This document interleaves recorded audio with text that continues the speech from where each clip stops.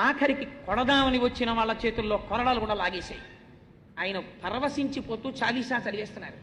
అప్పుడు పాదుషా తను కూర్చున్నటువంటి సింహాసనాన్ని విడిచిపెట్టి పారిపోయాడు లోపలికి. పారిపోయి, నాకు ఇవాళ తెలిసింది హనుమ యొక్క వైభవం అంటే ఏమిటో, తులసీదాస్ గారికి పట్టుబట్టలు ఇచ్చి విడిచిపెట్టండి, పూజ చేసి అన్నాడు. ఎక్కడ నుంచి వచ్చాయో కోతులు అలాగే వెళ్ళిపోయి. ఆనాటి నుంచి ఈనాటి వరకు మా స్వామి హనుమ యొక్క రక్షకత్వం అంతే. మీరు ఉపాసన చేసి మనసు పెట్టి ఆయన ఉన్నారు అని మీరు ప్రార్థన చెయ్యాలంతే. మిమ్మల్ని రక్షించి తీరుతారు, ఆ విషయంలో మీకు సందేహం లేదు. సత్యం సత్యం పునఃసత్యం.